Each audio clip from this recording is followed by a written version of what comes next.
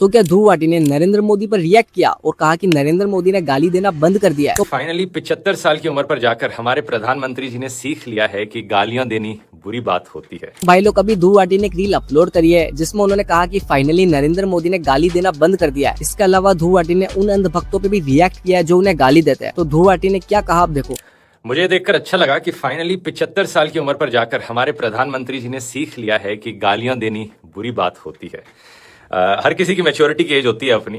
कुछ लोग 30 साल पे मैच्योर हो जाते हैं, कुछ लोग 40 पे होते हैं, लेकिन प्रधानमंत्री जी थोड़ा देर आए दुरुस्त आए, लेकिन 75 साल पे इनकी फाइनली वो मैच्योरिटी आ गई है इनके अंदर कि इन्हें एहसास हो गया है कि गालियां देनी बुरी बात है।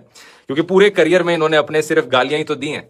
कभी किसी औरत को 50 करोड़ की गर्लफ्रेंड बुलाया, कभी सोनिया गांधी को जर्सी काऊ बुलाया और राहुल गांधी को हाइब्रिड काऊ बुलाया, लेकिन जाने दो, ये सब पुरानी बातें हैं। अब मैच्योरिटी आ गई है इनमें, अब इन्हें समझ आ गया है कि गाली देनी बुरी बात है। तो कॉन्ग्रेचुलेशन प्रधानमंत्री जी।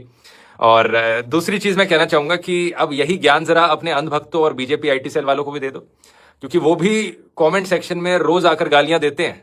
और सिर्फ मुझे ही नहीं, देश के बहुत सारे लोगों को वो माँ बहन की गालियां देते रहते हैं अभी भी। इवन ट्विटर पे आप देखोगे, एक ये औरत है माँ बहन की गालियां दे रही है। पता है प्रधानमंत्री जी, आप इसे फॉलो करते हो ट्विटर पे?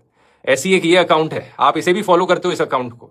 तो कम से कम इन अकाउंट्स को तो अनफॉलो कर दो। और क्योंकि आपने इतने सुंदर तरीके से अपॉलॉजी एक्सेप्ट करी है, मैं कहना चाहूंगा अब सभी लोगों को, दोस्तों हमारा भी टाइम आ गया है अपॉलॉजी एक्सेप्ट करने का।